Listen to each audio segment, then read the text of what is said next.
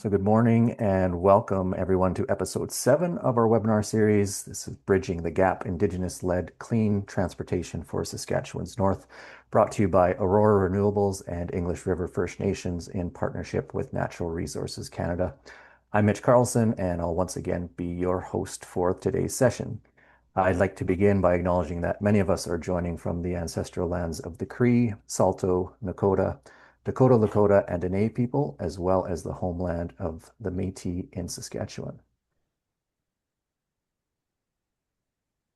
If you've missed any of our previous episodes or would like to rewatch, you can find the recordings on Aurora's YouTube channel at the link shown here on the screen.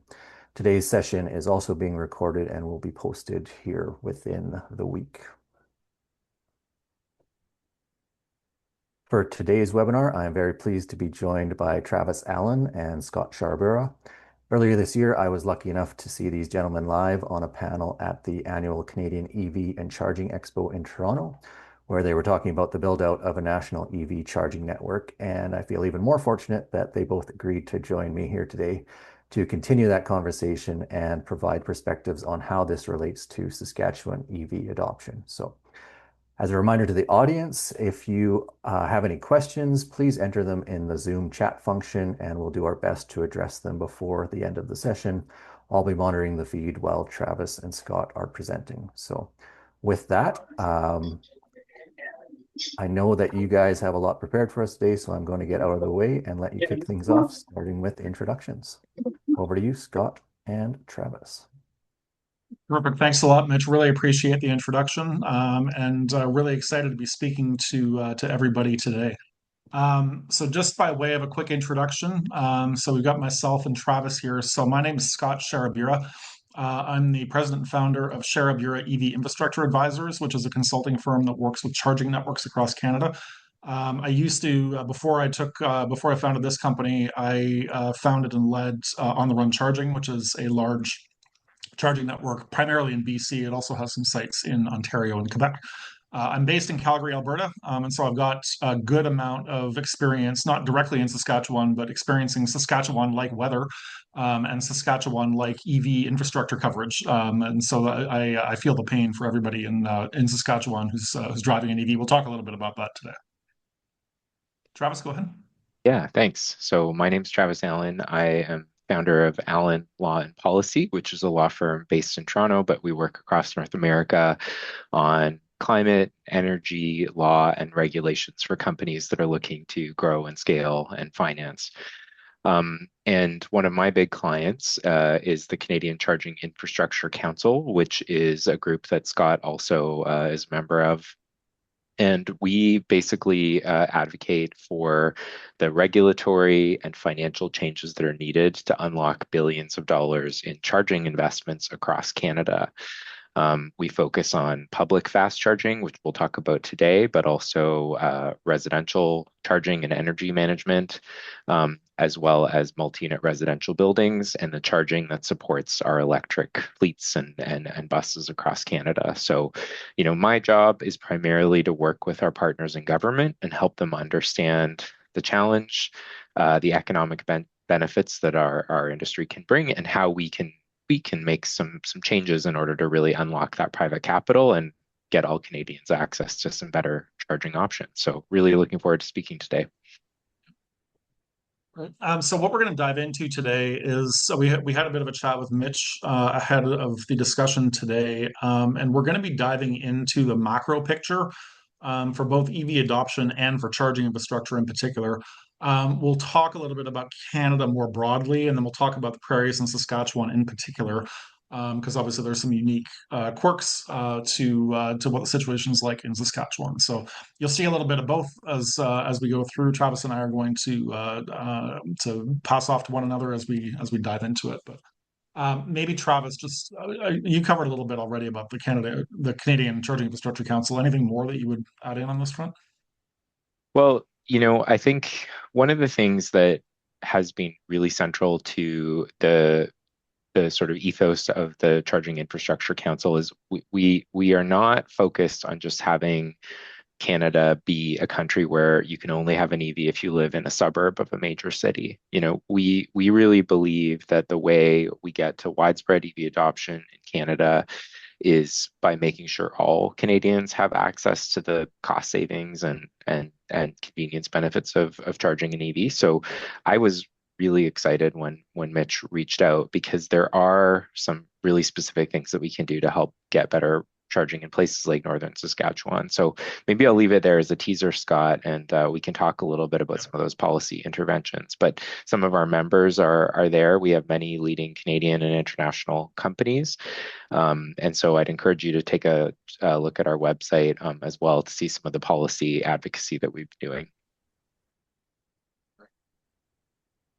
Okay, so what's happening on EV adoption more broadly throughout the country? So this is what it's been looking like since 2019, and a lot has happened since 2019, as you can see.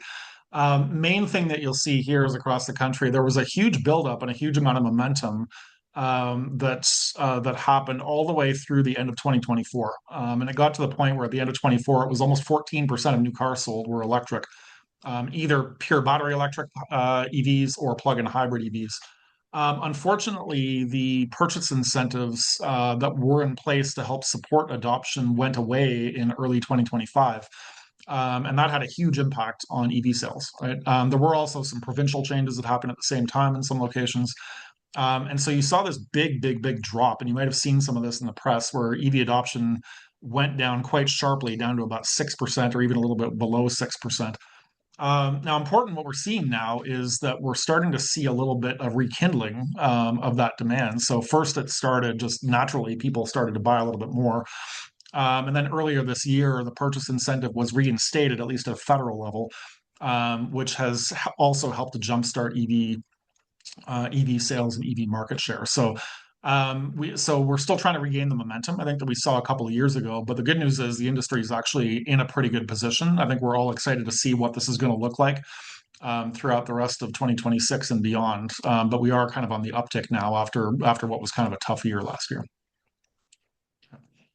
Now, I think most people would not be surprised to hear that EV adoption varies quite a bit across the country. And so there's two provinces in particular that are way out in front of others. So BC and Quebec, for a very long time, have been quite high in terms of EV adoption, so almost 20%. Back in 2024, they were above 20%, and Quebec was even above 30% for a while. So that is where a big, big chunk of the EV adoption actually happens. Saskatchewan is unfortunately one of the lagging provinces. One of the lower EV adoption rates, about 3% of new car sales in Saskatchewan. Now, it has been increasing. So the same kind of trend that we saw throughout the year where it was kind of coming back off this, it dropped and then it started to climb back up. Saskatchewan actually has been climbing back up, and it's at the point now where it's recovered where it was back in January of last year, which is great news. Now, it's still low, and there's still a lot of room to go. But we are seeing some of the same trends in Saskatchewan that we're seeing in the rest of the country. Yeah. Now, why is EV adoption lagging in Saskatchewan? There's a bunch of reasons in here. Different people have different situations that they run into. But these generally tend to apply to a lot of folks. So the cost of ownership, the advantages are still there in Saskatchewan, but they're not quite there as much. Saskatchewan does not have that high gas prices compared to what you would see in Quebec or BC, which undermines a little bit the kind of the economic case for going ahead. Saskatchewan has put in place a relatively hefty $300 per year registration tax for EVs, which is intended to make up for the fuel taxes that EV drivers are not paying, which is a pretty hefty charge to be slapping on. Saskatchewan's never had purchase incentives the way that other provinces have had, so that's been an issue. A lot of folks worried about range or the charging situation, and we'll talk quite a bit about the charging situation in this discussion today. Saskatchewan, you got long distances, you got very, very cold winter temperatures, and lots of wind. Anybody who drives around Saskatchewan knows that's a defining feature of the landscape. You do have more people that end up towing and are looking for a vehicle that can actually tow or carry heavy things, particularly in rural areas, which is a bit of a barrier. And the charging infrastructure, we're seeing the chicken and egg issue in Saskatchewan the same way that we see the chicken and egg issue elsewhere. that charging infrastructure doesn't come unless there's EVs on the road, but EVs don't come unless there's charging infrastructure in place. So, and the last thing is actually vehicle supply, right? So there's quite a few OEMs that will, if they're selling EVs in Canada, their first destination is Quebec, their second destination is BC, their third destination is Ontario, and a lot of them kind of stop there, right? And so you cannot get every EV, unfortunately, available in Saskatchewan. You also can't get them in Atlantic Canada. A lot of times you can't get them in Alberta. And so that also is a barrier that just the choices that drivers and car buyers in Saskatchewan have is not quite what it is elsewhere, which and so it makes it a little bit hard to find the vehicle that is perfect for the for your own personal needs. Okay. Scott, it's Travis, also anything that you would, you know, well, yeah, I was thinking because we talk a lot about preferences for different vehicle types as well. And I do think it's interesting to talk a little bit about kind of changes in the supply of light duty pickup trucks and SUVs. I come from a small island in BC where, most people that I knew drove pickup trucks and SUVs. Contrast that with places like Toronto, Montreal, where you do see a lot more people choosing maybe like smaller cars. So is it fair to say as well, in your view, that like the the specific vehicles that a lot of people in Saskatchewan may choose to drive have also been a little slower to come to market than maybe like your regular sedans? yeah, that's certainly true. And the other thing I would say is that sometimes they're there, but the price point is a little bit tougher, right? So there's a decent number of electric pickup trucks that are available and that have been available, but sometimes they come with a pretty steep price tag. So I know a lot of folks that really like their Ford F-150 Lightning, their Chevy Silverado trucks, their GMC Sierra Denali's. They're out there, but they're not cheap, right? And that's also a bit of a barrier for folks, right? So. And maybe just Yeah. to follow up on that, Scott, is with that price point, then the federal incentives for vehicle purchase don't meet that, so you don't get a break on either of those, either Yeah, those so the current elements. vehicle incentives, the transaction price has to be $50,000 or less, and so that only really applies. It applies to sedans, it applies to compact SUVs for sure, but even mid-size SUVs wouldn't. They're typically more expensive than that. Certainly, larger SUVs and trucks would be above that price point as well. So yeah, it's kind of tough. Even the old incentives that were in place, they had a bit of a higher price cutoff, but it was still one where I think most of the leading trucks and larger SUVs wouldn't have qualified. Right? Do you think that's an opportunity for a policy change for Canada to have maybe specific either regional or quotas for certain types of vehicles that would have Yeah, it might be. I mean, when policymakers set things like price limits, they're primarily thinking of income, right? So I don't want to be giving a subsidy to a rich person buying a luxury vehicle, right? But a vehicle can be high price not only because it's luxury, but because it's a larger vehicle that does a duty cycle that's different, that is more common in a rural area, right? So yeah, it's a fair point that it's sometimes the thinking through all the different permutations of when I set a price cap, that price cap can mean different things in different parts of the country. Yeah, that's something that unfortunately some of the vehicles that we're talking about here kind of get dragged in there. Yeah, I'll give you kind of the policy perspective historically that we've had, which is to kind of explain to policymakers like can't think about rural electrification in quite the same way as, for example, suburban electrification around, a lot of cities in southern Canada. And so, you know, trucks, SUVs, those are often working vehicles in rural communities, and there probably is a need for a difference. The challenge that you get is how do you implement something? Because what policymakers worry about, and rightly so, is that someone's just going to go to a rural community, buy an EV with like some kind of special rural discount, and then bring it right back to the city and sort of circumvent the purpose of the regulation. So where we've landed under the current Carney government is this much more sort of like scoped affordability measure. I think if you're thinking about, and that's what you've invited us to do here today, is how do we make this work for people in Saskatchewan and northern Saskatchewan particularly? I do think that there's a really good argument for having a different incentive for trucks and for SUVs in rural parts of the country, and that's one way that we could make a tweak that I think would be better and would also save people money. Thank you. Now, despite all the challenges that you can face in Saskatchewan, lots of people are still adopting EVs in Saskatchewan, right? And so it pulled together a lovely collage of photos here of EVs all across Saskatchewan in the winter in the canola fields at the Saskatchewan Legislature building. There's about best estimate there's about 6,000 EVs on the road in Saskatchewan. So like it's not a small number, right? It's not a massive number, but it's not a small number. There's quite a few, and they're actually not just surviving, but thriving and seeing real benefits in terms of cost savings, seeing real benefits in terms of lower emissions.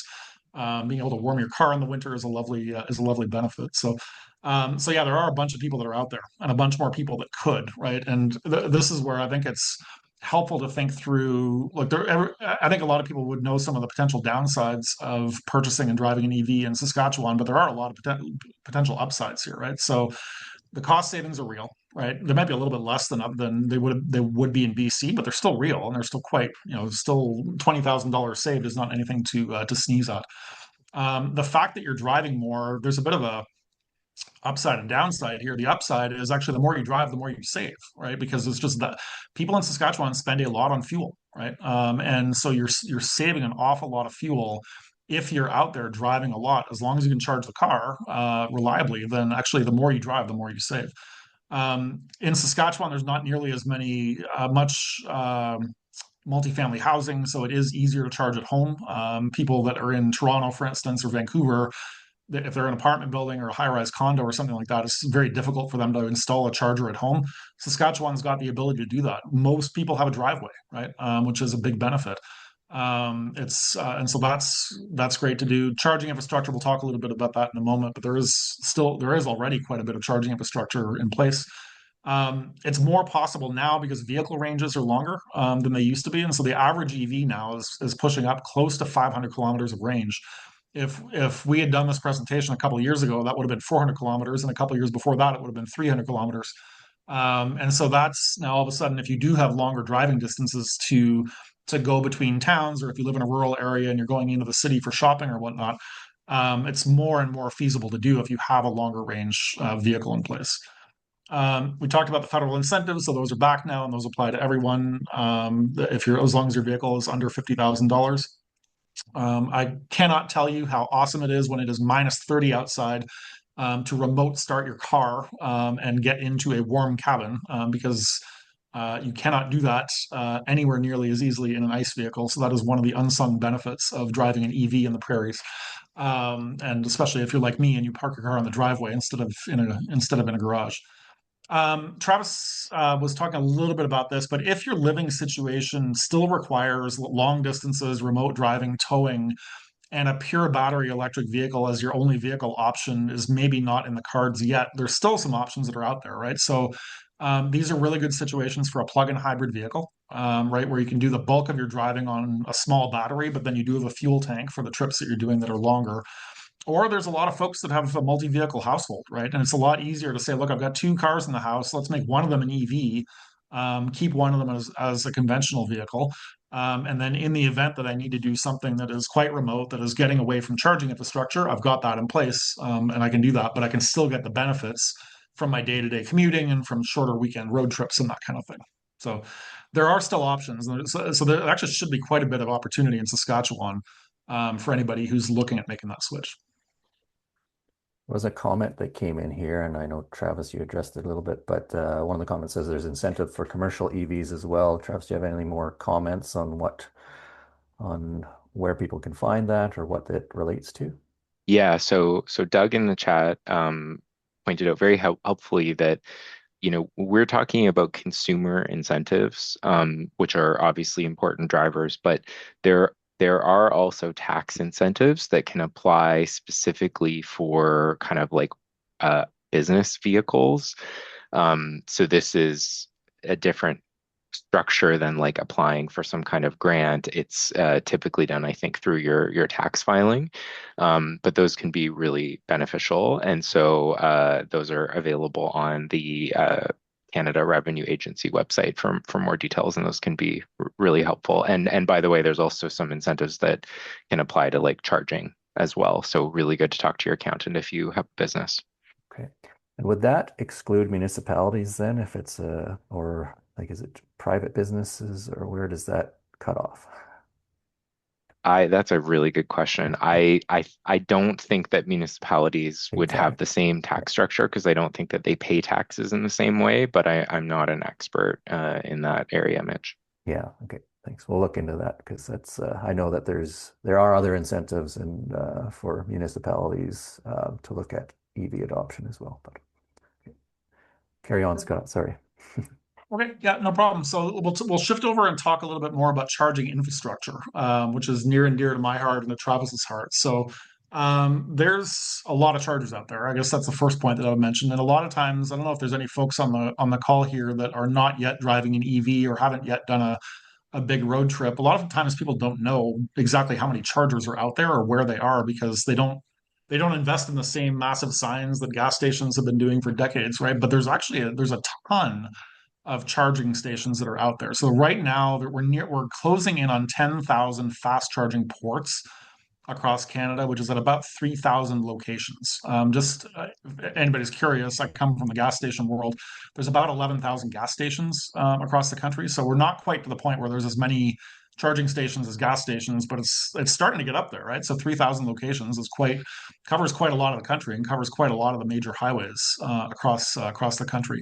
You can see how it's grown over time. I mean, it's more than doubled in the last 3 years, and so even if you were nervous about getting an EV a couple of years ago, actually things have changed quite a bit. There's more charging ports out there. They're faster than they used to be. They're more reliable than they used to be. They're easier to pay and start a charge than they used to be. So it is quite a fast growing industry, and there's a lot of investment and a lot of expertise that is going into making this happen. Okay. Just like EV adoption, charging infrastructure is not evenly distributed across our great country. So you can see here the bulk of the charging ports are in Ontario, Quebec, and BC. That's about 85% of the charge ports. In the prairies, there's about 800 ports at 330 sites, which is still quite a lot of charging locations. Now the prairies are quite big, and so the coverage depends on exactly how far north you go and are you off a major highway. But still quite a few spots in the prairies to be able to charge a vehicle, and lots of room for that to be growing over time. These are the biggest charging networks that you will see across the country, and some of these are more genuinely kind of coast to coast national networks, and some of them are very much more regional, so they only operate in certain provinces or in certain regions of the country. So the three big ones that you'll see out there will be Tesla, Circuit Electric, and Flow. In Saskatchewan, you will not see Circuit Electric because that is the charging network of Hydro-Quebec, so they only have sites in Quebec. BC Hydro is next on the list, same thing. They only have sites in BC. In Saskatchewan, you will see a lot of Tesla, Flow, and ChargePoint, and I think that's we've got on the next page here. So, in Saskatchewan, there's about 70 locations right now where you can fast charge a vehicle, right? And that's in addition to where most people actually do charge their vehicle, which is at home, right? This is if you're going on a road trip and you need to fast charge. There's 70 locations with close to 200 charge ports that are out there. Most of these are Tesla, Flow, or ChargePoint, and so you can see what that looks like. They do cover a good chunk of the major highways in the province. You start to get further north of Prince Albert, and it gets a lot trickier just because the population density gets a lot lower the further north that you get. But quite a few in Saskatoon, quite a few in Regina, all along Highway 1, all along Highway 16. It's actually decently well covered uh, for charging. I think everybody would like to see more. Everybody would like to see redundancy of chargers. Everybody would like to see faster chargers in place. But it is entirely possible to go around on all across major highways in Saskatchewan and be able to find public charging networks. So. And one thing just to note on top of that, like historically, Tesla had a closed network. So you had to have a Tesla EV to use it. But in recent years, Tesla has opened up some of its stations. So not all of them are capable of being used with an adapter for other vehicles that have what's called a CCS connector. But increasingly, there are several Tesla sites that you can use. And so when people are planning their routes, that is another option that wasn't available before. And as Scott mentioned, there's been a whole bunch of new stations put online by other networks as well. So it does require a little bit of advanced planning, and drivers need to have a properly safety certified adapter.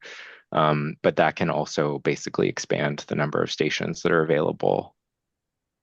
Yeah, that's a very good point, Travis. And actually, I checked before this presentation. I checked on the Tesla supercharger sites.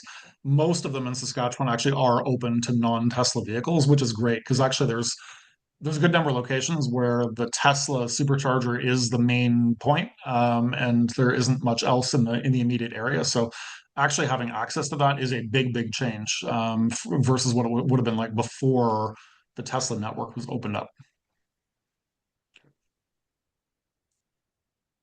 Okay. Um, so I mentioned earlier, major highways are very well covered. So the two biggest highways that you'll find cutting through Saskatchewan, you'll see Highway 1 and Highway 16. Both of those you can go clear through from Winnipeg all the way through to Calgary or Edmonton. And it's not just possible, but there actually are redundant charging options that are there quite a bit. I've got a road trip that is coming up in October to go to the Electric Mobility Canada conference in Winnipeg.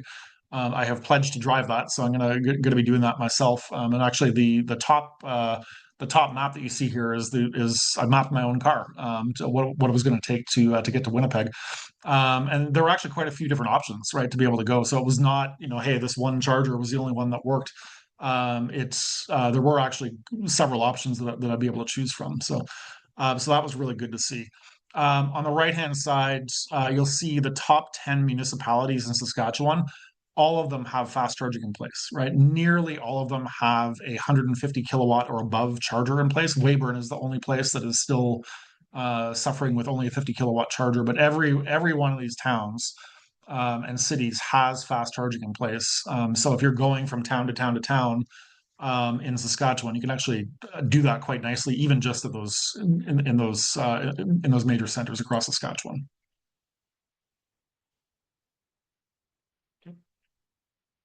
So a couple things. If you're looking for public fast charging, especially if you're headed out on your first road trip and looking to do this across the prairies, a couple things to look for. So the number of chargers can be helpful. So ideal case, you'll find more than two ports, mainly because you don't want to be stuck in case there's a mechanical failure at the charger or in case there's a long queue to wait for chargers. So ideally, taking a look for those, that's helpful. Looking for faster chargers, assuming your vehicle can accept a faster charge, it's always good to be looking for vehicles that can accept 150 kilowatts, 200 kilowatts, or even higher, depending on what vehicle that you have. Always good to take a look at charger reliability. There's unfortunately still chargers out there that don't work, and this is one of the challenges in the prairies and across Saskatchewan is sometimes networks are less fast to repair the chargers, unfortunately, if they go down, especially the ones that are in a more remote location. It can take a while to get crews out there, to get parts out there. Sometimes winter is a problem for doing repairs. So just checking ahead of time. So looking at PlugShare and ChargeHub, which are two crowdsourcing sites that will provide user comments about whether or not a site is up and running. That can be quite important. Travis mentioned the compatibility issue. We're getting to the point where most chargers across the country are open to most vehicles, but there still are two main charging standards that are out there. So NACS and CCS. And if you have a car that has CCS, but you're going to a charger that has NACS, you'll need to have an adapter typically that either would come with the car or you can purchase one that would enable you to charge with the opposite standard. we're unfortunately in this awkward period where we're shifting across North America from one standard to the other. So there's a lot of folks that need to be carrying around adapters to get around. So.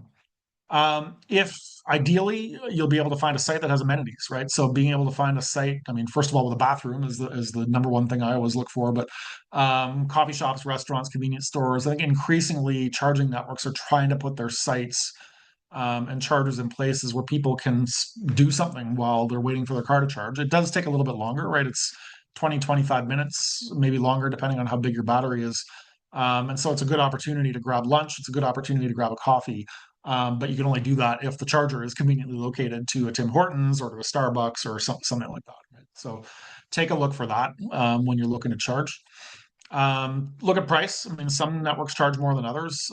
Important to recognize that it's always going to be more expensive than home charging. And I think people sometimes have a bit of a heart attack when they see, hey, charging is 40 cents a kilowatt hour, 50 cents a kilowatt hour, 60 cents a kilowatt hour, because they're accustomed to paying 10 cents at home, right?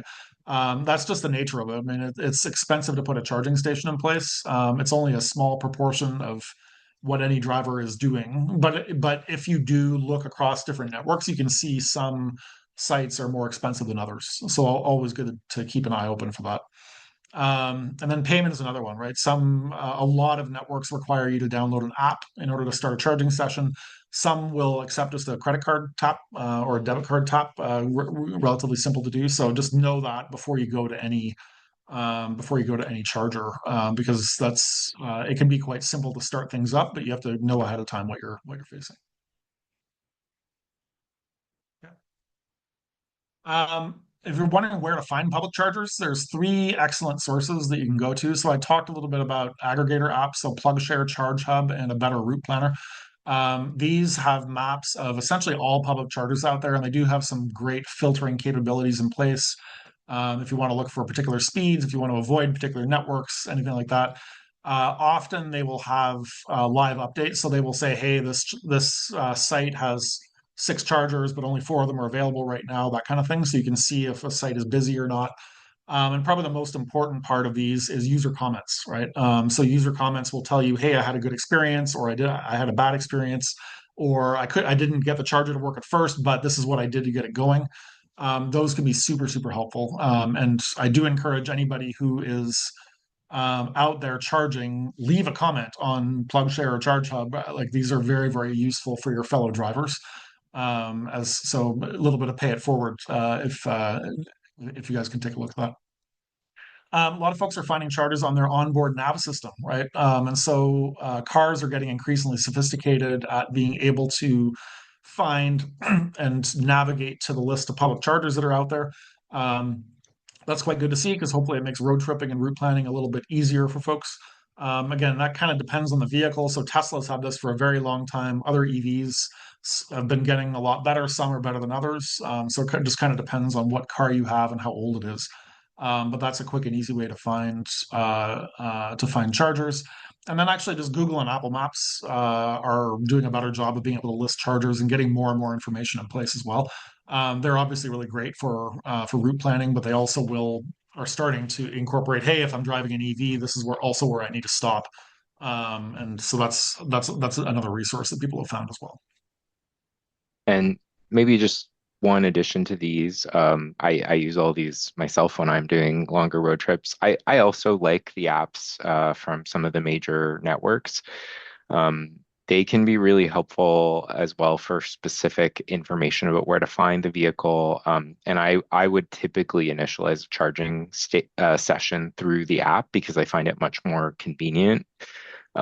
So, several of the large networks have their own apps, and interestingly, some folks aren't aware, but if you have a balance with one of them, you can often use that through a roaming agreement between some of the major charging apps. So that's kind of nice. Like if you tend to use one network mostly at home, but then you're driving to another province, in many cases, you can just use that same app with other stations. So there's a whole bunch of networking and roaming agreements that are in place.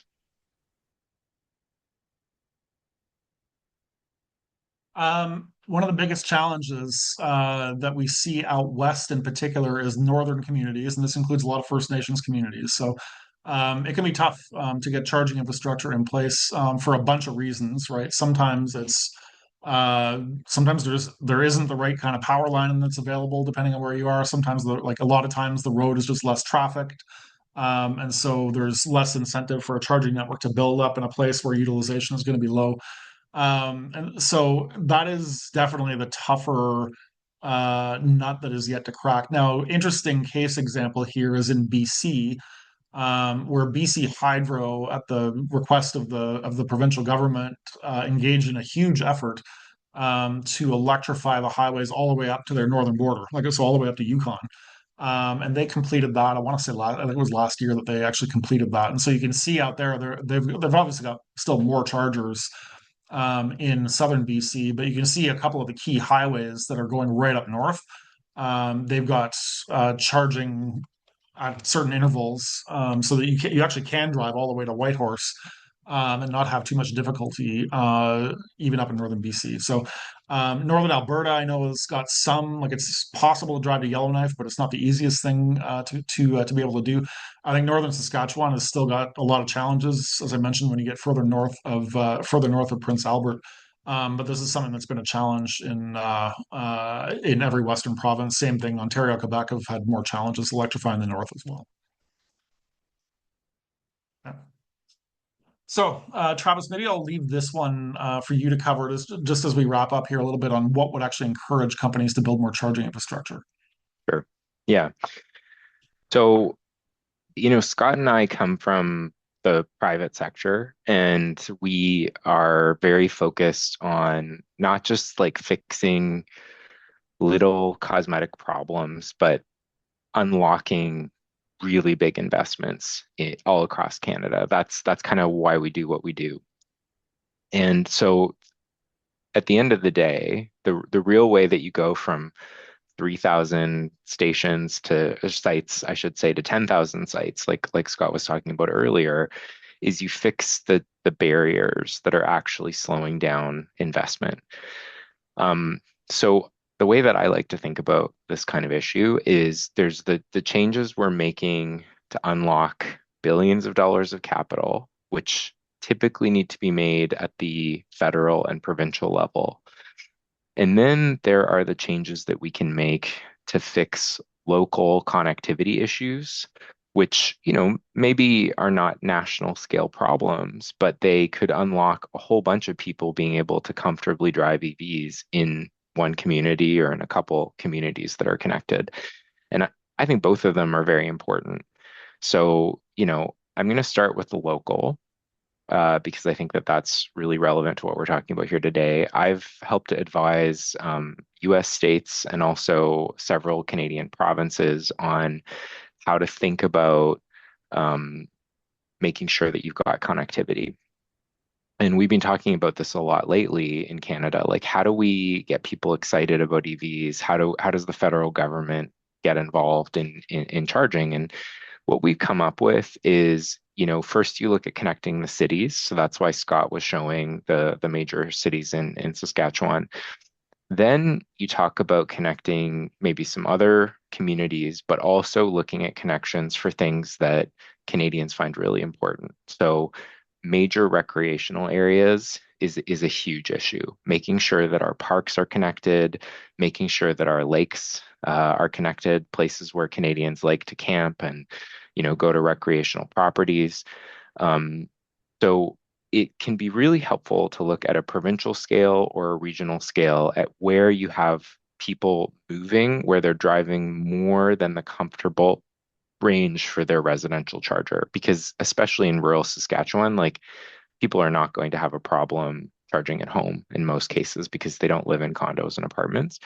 So I think that's really important. And I think Scott laid out some of the key criteria. So in terms of speed of stations and in terms of like how far they would typically be spaced, you know, we've seen distances of like 150 kilometers, for example. So really looking at the map and actually plotting that out, planning that out, and then making sure that we've got the stations there, which can be done through a combination of public-private partnerships. Utility partnerships have been very successful in many provinces in Canada. And then you can also have specialized incentives to get stations deployed in places where it's really important for that provincial grid of charging stations. So that's how you do it on a local scale. It's literally with a map and potentially a highlighter or, some digital tools looking at where you need to connect. And I've just been looking at the comments for this webinar and, seeing people point out like, oh, well, this is the station that isn't connected on the Tesla network. Like, you just need to talk to your local EV society and they will tell you exactly where you have gaps in coverage. We have a similar issue in Northern Ontario where I've had, EV Society reps reach out and just be like, hey, we really need to close in this gap because it's really impacting people's driving. So I think talking to drivers and filling in those gaps is like the number one priority. Um, in terms of the overarching policy recommendations, and Scott will weigh in here as well, but what we start with when we're talking to governments is by saying, look, you're investing in charging not for today, but in most cases you're investing for the economics of 5 to 10 years. And if you are a charging provider, your main stakeholder is the drivers that you serve, and then it's the bankers and the lenders and the investors that you have to deal with to justify spending millions and millions of dollars on new charging stations. So what we're looking for is clarity around how many EVs are going to be on the road, because that's basically our customer base. And then we're looking at what the cost is. And so your main costs are, getting the site, building the station, and then it's electricity. And so we're looking at how do we make it easier and streamlined to install charging, which is usually about working with municipalities to say, hey, like let's make this easier to put charging stations in cities and not have to go through a whole rigmarole of zoning and permitting. And then working with utilities to make sure that the way we're charging for electricity is adapted to the realities of the charging environment. And, one thing that has been hard, particularly in provinces like Saskatchewan, is there was an impression that EVs were just like a green solution, and maybe more of a focus on the climate and less of a focus on actually how much money they save for drivers and how they help, promote our energy independence as Canadians. So we need to change that framing and really talk about how we deliver those benefits, and look at ways, for example, that when we're charging electricity to charging stations, we're doing it in a way that makes sense from a business perspective, not for environmental reasons necessarily, but just because we want to give more people from Saskatchewan the opportunities to drive electric. So we can usually change the way that electrical rates are charged, and that can make a huge difference to the economics of the charging stations without providing a subsidy. You're just really changing the way that rates are charged to charging stations through what's called demand charge reform. So that can be really important. The other thing that's been really successful in Ontario, which has a conservative government, but they see the benefit of charging, is looking at making sure that when charging operators talk to utilities, they're going to get a response and costs within a reasonable amount of time so that they can plan their projects, and looking at how the costs are allocated so that we're not putting too much of that cost onto the charging station operator when it should in fact be borne by, for example, the utility. So those are some things that can make a big difference. Again, it's municipal zoning and permitting, and then how we do utility connections and how we do utility rates. Those can really help improve the economics. And then the private market is also going to deploy more charging stations as we get more EV adoption. When it comes to non-government elements, another thing that we are increasingly seeing is more companies that are looking to host charging. So Saskatchewan has what I would call a pretty typical sort of deployment context for an early stage province. When I look at the map, I see some private networks that have deployed, like as Scott mentioned, Tesla, Flow, ChargePoint. I also see a lot of charging on dealerships, which is great. Those dealerships are saying, hey, like we're going to get out there and we know this is coming because it's better tech. But what I want to see as the province is developing is charging in hotels, right? Because people won't stay at a hotel where they can't charge their EV. We want to start seeing charging maybe in some municipalities to promote, tourism between them. And when we look at regional and rural Saskatchewan, we want to see that charging at the parks, at the places where people are going for recreational purposes, as well as businesses along the way. One of our members only deploys at grocery stores. That's like the main place they do fast charging. So looking for those really cool business opportunities that can make a big difference as well. Scott, over to you. Hopefully, I covered the key points there. Yeah, no, this is great. Thanks, Travis. I think this is the end of the content that we had today. So maybe Mitch, what we could do is open the floor. I'm not sure if there's any other questions from the group here, but happy to entertain them if they have any.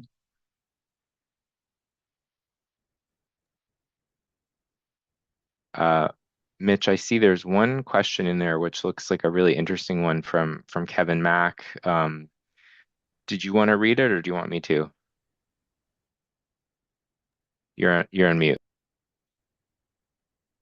Sorry, thanks. Um, yeah, this is a great question from a former colleague of Scott's and friend of the show, as they say, Kevin Mack. So this is a great question, and it kind of goes into your discussions about the economics of charging. So essentially, what he's asking here is, how do we advocate for um, some changes, I guess, or to the clean fuel regulations? And I'll let you kind of describe how the clean fuel regulations can impact economics. But I think he's specifically looking at Saskatchewan here, which has one of the dirtier grids as far as emissions, and how that could impact owners not receiving the benefits of these clean fuel regulations, and how that puts Saskatchewan and it even maybe a further behind in a position when trying to make a go of charging. So maybe you can explain a little bit about that. From what the clean fuel regulations mean and how that impacts Saskatchewan. I'm happy to start. Kevin, I just want to tell you that's not an introductory question. That is a masterclass question. So, for context, the clean fuel regulations are we jokingly call them the most important environmental policy that nobody has ever heard of.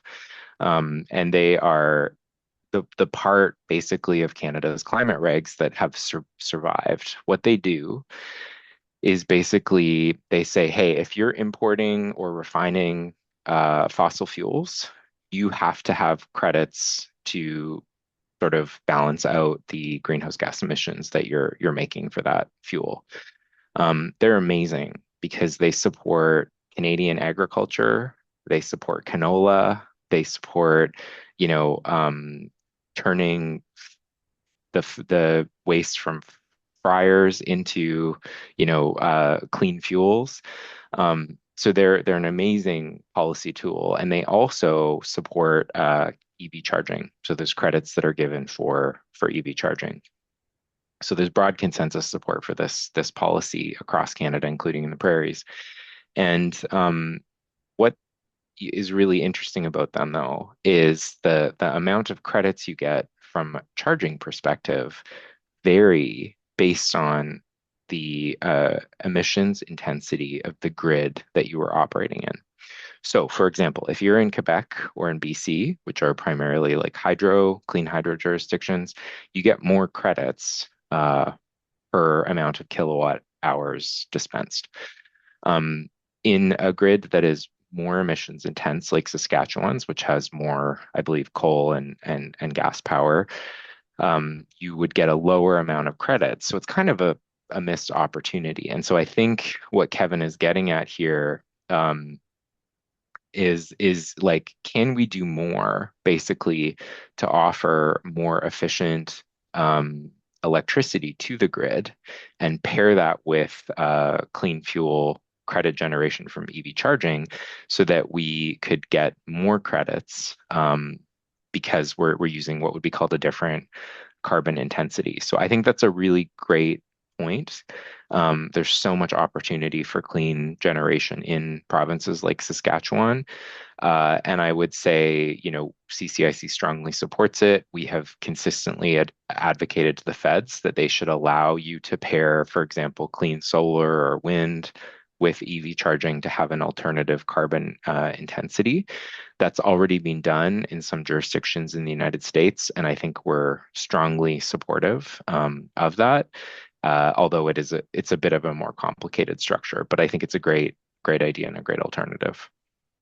I would just add in there, Travis, that it doesn't even like there's some changes in there that you might not think of that would still have a big impact, right? So in Alberta, for instance, we generate more carbon credits in Alberta because instead of coal, our grid is mostly natural gas, which is like it's still not renewable, but at the same time, it's a lot less carbon intense than coal, which is what used to be the most of our grid, right? So even transitioning from coal to natural gas makes a difference, right? Even having a proportion of like wind energy is huge in the prairies, right? So even having a small proportion of that helps a lot. I know the government of Saskatchewan has talked a lot about nuclear.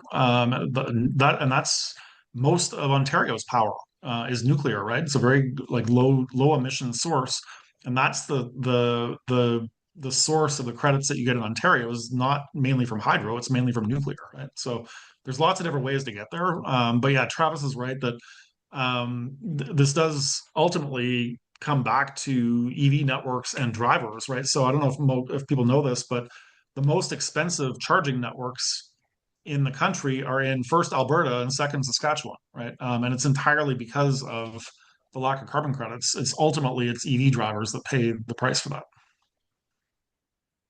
Do network operators kind of aggregate across the nation and spread out their benefits to, or, if you're getting better credits in BC and Quebec, like say if you're Tesla or some of the national operators, does that help kind of balance things out or? Generally not, just because there's always a mix of national players and local players. And if you're a local player in BC, then all of your sites are benefiting from BC carbon credits, right? So it's and ultimately that does flow through into lower prices for consumers. BC has the cheapest fast charging in the country, and Quebec has the second cheapest, and that's because very heavy hydro component and very low electricity prices, right? So I don't think you would see that necessarily, Mitch. It's ultimately Saskatchewan drivers are going to benefit from Saskatchewan policy, right? And maybe another way of looking at it, Scott and I are constantly explaining to government like how we forecast how many charging stations are going to be deployed. And the message that I always give, I feel like a real University of Chicago free markets guy when I say this, like the single best thing that we can do for EV drivers is make it attractive to invest in charging because then we get competition. And, one of the reasons why BC has lower prices, in addition to lower input costs, like Scott is saying, is that there's just more charging deployed there because people see it as an attractive market. They want to get into the BC system because of those great clean fuel, low carbon fuel credits, et cetera, but also because there's a lot of EV drivers. And that's really good. And so we just want to keep promoting that competition so that the market will, compete down prices. All right, thanks, guys. We're going to do one more question, because I told you we would get out of here within the hour. We're already over our typical time, but this has been great discussion. Last question here from Cameron. If you were to power a level 3 charger charging off-grid connected to solar and battery, would there be a large improvement in project economics in Alberta and or Saskatchewan? So I believe that this is a bit of a theoretical question, but I believe that if you are providing your own power, then Travis, there is a means to be able to generate carbon credits because you're not drawing from the grid, you're self-generating. And so in theory, you could do that. Now, in practice, nobody does this because the power demands of a level three charging station, so it's like a fast charging station, are so high that it's very, very difficult to power those with locally generated solar. Tesla actually did this. Quite fascinating to see this. You can find photos online where they actually had a self-sustaining charging station, right, that had Tesla superchargers that were all powered by a bank of solar cells. But the solar required for that was 1,000 times bigger than the footprint of the charging station itself. Like it took acres and acres and acres of solar panels in order to just to power one charging station. Charging stations are no joke in terms of the amount of power they need. And so it's like again, the Tesla built that one-off example of it, and they did that more to prove it was possible than something that's going to be done consistently, right? So it's I wouldn't expect to see that anywhere in the prairies. But yeah, I mean, to answer your question, if a network did that, then yeah, they would generate credits for that as if they were in a cleaner grid province. Yeah, so there's this thing called an alternative carbon intensity mechanism you can use under the clean fuel regs, and that's how you do it. You need to just make sure that you can convince the verifier and Environment Climate Change Canada. I will say I actually helped inaugurate a charging station in Edmonton that was owned by Simons. It was on the Flow network, and they had built solar panels, and they were using that to power charging stations. It was a super cool operation. It was grid connected, but primarily powered by solar for level two and DCFC, and it was a really, really neat spot. So it is possible, and the more we can do to also liberalize electricity markets, where you're kind of value stacking not just the clean fuel regs, but ideally selling that surplus power onto the grid when it's not being used for charging, that's where you start to get some exciting economics. So hopefully Alberta will, re engage with grid modernization.